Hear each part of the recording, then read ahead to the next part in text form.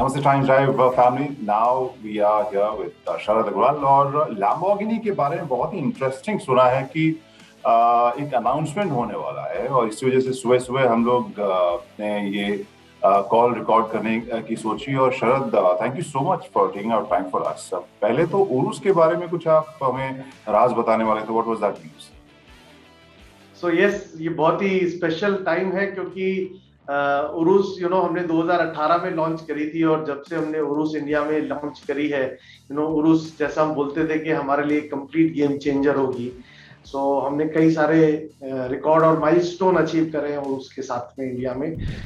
जैसा कि आप जानते हो कि हमने उरुस को इंडिया में हाईएस्ट मोटरेबल रोड उमलिंगला में भी लेकर के गए हैं और एक नया रिकॉर्ड बनाया है।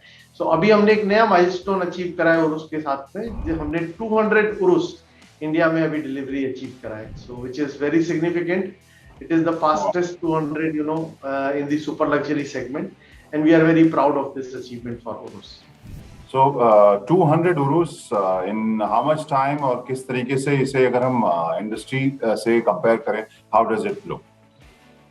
So हमने 2018 सितंबर में फर्स्ट उरुस डिलीवर करा था इंडिया में। सो रफली अबाउट 4 साल में हमने ये माइलस्टोन अचीव करा है और इस पीरियड में we all have difficulties from covid also, जिसके अंदर में हमने काफी चैलेंजिंग टाइम भी देखा है बोथ सप्लाई साइड पे और डिमांड साइड पे।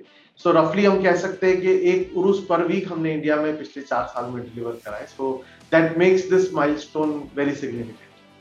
डेफिनेटली। और यहाँ बीच में जैसा आपने कहा, which is very correct, if you talk about the pandemic, वो बीच के का जो वक्त था वो बहुत ही डिफिकल्ट था और हमने बात भी की थी उस टाइम में। मार्केट को लेकर बहुत सारे स्पेकुलेशन थे उस, लेकिन बावजूद इसके वो नंबर्स नीचे नहीं गए। That's what you saying, right? Correct. So we saw some challenges जिसमें yes numbers went down because of supply challenges, demand challenges, but we have recovered those numbers. That is what we are able to do with Urus. और इसमें again पूरी दुनिया SUVs के प्यार में है and same with Indians as well, लेकिन Urus की और जो कस्टमर्स हैं उस उरुस के मुकाबले जो लैम्बोर्गिनी की बाकी पोर्टफोलियो है वहाँ पे अगर परसेंटेज देखें तो उसमें भी वही है कि ज्यादातर लोग एसयूवी या उरुस ही ले रहे हैं। कार्स के मुकाबले उरुस की बिक्री कैसे? देखिए, एसयूवी एक जो है आज की डेट में एक प्रेफर्ड बॉडी स्टाइल है कस्टमर्स का, और चाहे वो एंट्री लेवल कार्स में देखें या सुपर लग्जरी कार्स में देखें, वो प्रेफरेंस हर सेगमेंट में है। प्लस ये जो ट्रेंड है ये केवल इंडिया में ही नहीं है, पूरे वर्ल्ड में है, जैसा आपने बोला। सो ये एक प्रेफर्ड ऑप्शन है। प्लस जब हम लैम्बोर्गिनी की बात करते हैं तो हम लोगों को काफी चैलेंजेस हैं इंडिया में, जैसे कि कंजेशन है सिटीज में, रोड इंफ्रास्ट्रक्चर है जो हमारी एक ग्रोथ को लिमिट कर रहा था। और उरुस एक परफेक्ट लैम्बोर्गिनी है इंडियन एनवायरनमेंट के लिए, क्योंकि उरुस जो है एक एसयूवी की जो वर्सेटैलिटी है उसको कंबाइन करती है, driving dynamics, emotions and experience of a super sports car. और ये गाड़ी आप अपनी फैमिली के साथ में, फ्रेंड्स के साथ में, सिटी ड्राइव में, लॉन्ग ड्राइव पे सब जगह एंजॉय कर सकते हो। तो much more daily usable car है। तो ये इंडिया के लिए परफेक्ट कार है और इसलिए वी हैव सीन के उरुस का जो रिस्पॉन्स है वो बहुत स्ट्रांग है। 80% जो कस्टमर्स हैं जिन्होंने उरुस हमसे खरीदा है पिछले 4 साल में, वो फर्स्ट टाइम लैम्बोर्गिनी बायर्स हैं। तो विच इज क्लियरली शोइंग के किस तरह से उरुस हमारा जो सेगमेंट है वो एक्सपैंड कर रहा है। और उरुस ने हमको ज्योग्राफिक रीच में भी हेल्प करा इंडिया के अंदर में। जैसा आज आप देख सकते हैं कि लैम्बोर्गिनी आपको अमृतसर में, जोधपुर में, अजमेर में, इंदौर में, गुवाहाटी में, शिलोंग में, तो बहुत सारे टियर 1 टियर 2 सिटीज हैं जहाँ पे आज आपको लैम्बोर्गिनी ओनर्स मिल सकते हैं। तो उरुस हमको हेल्प कर रहा है।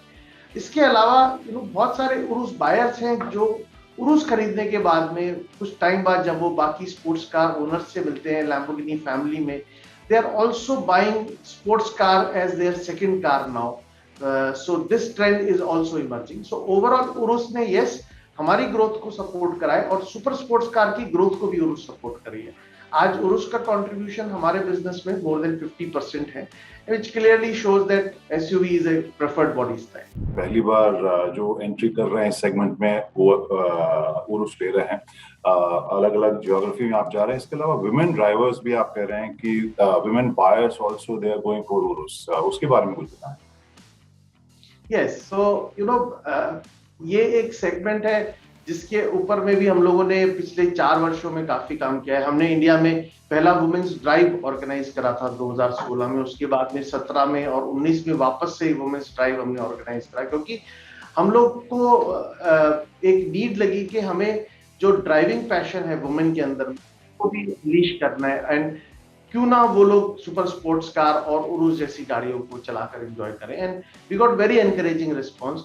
हमने 2016 में इंडिया में फर्स्ट लैम्बोर्गिनी डिलीवर करा था वुमेन ओनर, एंड उसके बाद में वी आर कंसिस्टेंटली सीइंग कि हमारा धीरे धीरे करके उस सेगमेंट में पेनिट्रेशन ग्रो कर रहा है। ठीक है, अभी भी बहुत स्कोप है वहां ग्रोथ का, and we are taking lot of initiatives at Lamborghini कि किस तरह से हम लोग ज्यादा से ज्यादा वुमेन बायर्स को भी अपनी फैमिली में अट्रैक्ट करें और उनको लैम्बोर्गिनी फैमिली में लेकर के आए, because we meet lot of women जिनका ड्राइविंग पैशन हमको एनकरेज करता है कि यहाँ पर बहुत पोटेंशियल ग्रोथ है। शिखर, अभी अगर हम देखें करंट मार्केट सिनेरियो, उस हिसाब से आपको जनरली अगर हम सुपर स्पोर्ट कैटेगरी या लग्जरी कार मार्केट की बात करें, how is the future, how you looking at it?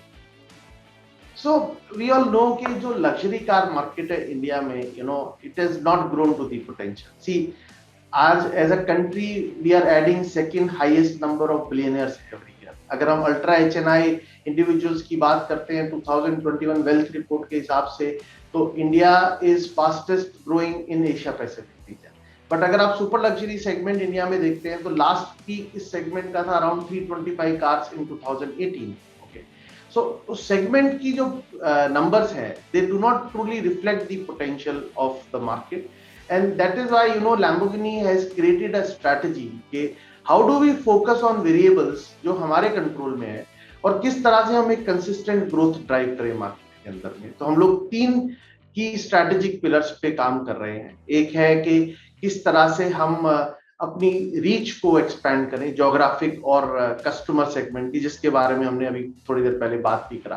किस तरह से हम लोग नए प्रोडक्ट्स मार्केट के अंदर में लॉन्च करें और फास्टर लॉन्च करें, बिकॉज सुपर लग्जरी सेगमेंट में एक टिपिकल ट्रेंड है कि जो ग्लोबल लॉन्च होती है उसके 6 महीने से 18 महीने के बाद में कस्टमर्स के लिए गाड़ी इंडिया में लॉन्च होती है। तो पिछले कुछ वर्षों में आप देखेंगे कि लैम्बोर्गिनी ने अराउंड द सेम टाइम, जब हम वर्ल्ड वाइड कार्स अपने नए मॉडल्स डिलीवर करते हैं, तो हम इंडिया में भी डिलीवरी शुरू करते हैं। So we are working on that strategy. और तीसरे पिलर पे हम काम कर रहे हैं कि किस तरह से हम कस्टमर्स को एक्सपीरियंस प्रोवाइड करें कि वो लोग इंडियन रोड्स में, इंडियन एनवायरनमेंट में लैम्बोर्गिनी को एंजॉय कर पाए, बिकॉज बहुत सारे लोगों का इनहिबिशन है कि how do I enjoy Lamborghini on Indian roads. So in 3 की स्ट्रेटजी पिलर पे काम करते हुए we are driving consistent growth. Super luxury segment always seeing lot of ups and downs, but we are able to counter this with this strategy. So what I anticipate ke this segment has a huge potential to grow. It truly does not reflect the potential, and that is why Lamborghini is believing that when we are working on these focus, हमारे जो strategic pillars हैं, तो हम market में consistent growth को drive कर रहे हैं। Last year grew by 86% and we delivered 69 cars. And we are sure that we can drive this consistency in coming years also. So आप जो बोल रहे हो उस फैक्ट के पीछे वजह क्या होती है? अगर इतने HNIs बढ़ रहे हैं इंडिया में, वो पैसे बचा रहे हैं या they are not, they don't want to show off, या स्टेटमेंट नहीं देना चाहते? What is it? Why they not buying super luxury cars? और जनरली लोगों का इंटरेस्ट कम हो रहा है। So, कई सारे फैक्टर्स है जो एक सेगमेंट की ग्रोथ को ड्राइव करते हैं। एक जो सबसे बड़ा फैक्टर है वो ये है कि इंडिया में आप देखेंगे सुपर लग्जरी सेगमेंट में consistently we have seen taxes going up and down, duty is going up and down. ठीक है, आज we are taxed at 50% GST, which is one of the highest. The second factor जो growth को limit करता है वो हमारा road infrastructure है, कंजेशन इन द सिटीज है, एंड उस एरिया में there are lot of positive work which is being seen now. Okay, lot of highways are coming up. मुझे नहीं लगता सिटी की कंजेशंस आने वाले कुछ वर्षों में कम हो पाएगी, बट एटलीस्ट सिटीज के अराउंड में जो इंफ्रास्ट्रक्चर रोड का डेवलप हो रहा है, which is very encouraging. Okay, the third point which is there कि इंडिया में आज भी जो परसेप्शन ऑफ लग्जरी है वो पॉजिटिव नहीं है। I think as a country हम लोगों को जरूरत है कि we should celebrate more and more wealth creators, because yes, you are right that we have so many ultra HNIs and billionaires who are growing. But वो सभी लोग super luxury cars नहीं ड्राइव कर रहे हैं। तो अभी भी बहुत सारी इनहिबिशंस हैं, माइंडसेट है कि क्या हमको इस तरह के कार्स को चलाना चाहिए, ओन करना चाहिए।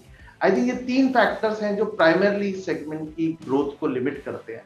एंड आई थिंक जैसे जैसे करके हम लोग आगे बढ़ेंगे या फिर कुछ टैक्स रैशनलाइजेशन होगा तो segment can grow better. Okay, अभी एक अच्छी चीज है कि पिछले 3 वर्षों से एटलीस्ट टैक्सेशन साइड में कंसिस्टेंसी है, there is no up and down there, which helps the segment to actually channelize itself to a consistent growth. Okay. So these kind of things are important. We are seeing a positive trend in infrastructure also. और जो हम customer experiences create कर रहे हैं, जैसे हमने last year Chandigarh, Delhi से चंडीगढ़ और शिमला 550 किलोमीटर का ड्राइव अरेंज करा 50 लैम्बोर्गिनी ओनर्स के साथ में, 50 Lamborghinis driving together on the roads. So we are trying to break that mindset that you can actually own and drive a Lamborghini in this country. So we are trying to work on various initiatives to break the mindset. But yes, this is a one challenge which will take some time for us to overcome. And if we compare it to China or other market, mostly China, तो number और mindset कितना अलग है customers का?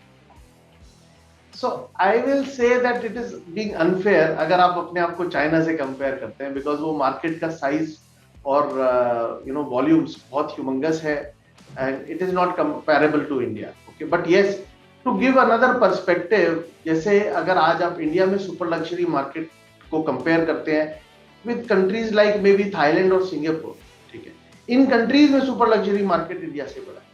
So that is a very important perspective to give us idea कि India में कितना potential है ग्रोथ का. So if these smaller countries can have a market size which is bigger than India, so India has much more to go.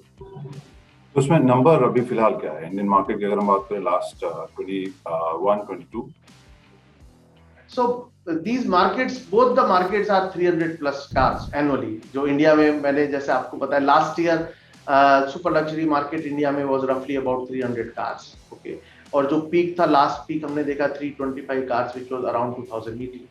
So these two markets are also 300 plus car market. Okay, but if अगर आप उनका size देखते हैं तो they are very small countries. Okay, and if you compare them with India, we have definitely much higher potential to grow. Super luxury car segment में भी आपको electric cars को लेकर क्यूरियोसिटी या इंक्वायरी मिल रही है?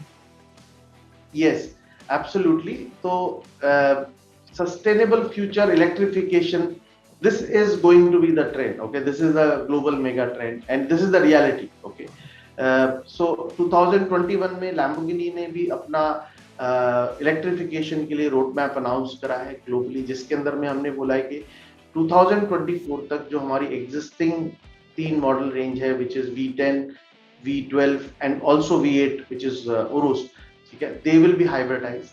And then in second half of the decade, Lamborghini will launch the 4th model, which is going to be the fully electric model. So we have already announced and we are investing 1.8 billion euros towards this sustainable future. So you will see these changes in Lamborghini and how we are also adapting to this new world towards electrification. Thank you so much Sharad, आपने हमारे लिए वक्त निकाला और इस सभी बातचीत के लिए कांग्रेचुलेशंस ऑन योर अचीवमेंट और उसके नंबर्स को लेकर बहुत आपको congratulations. Thank you so much. Thank you so much.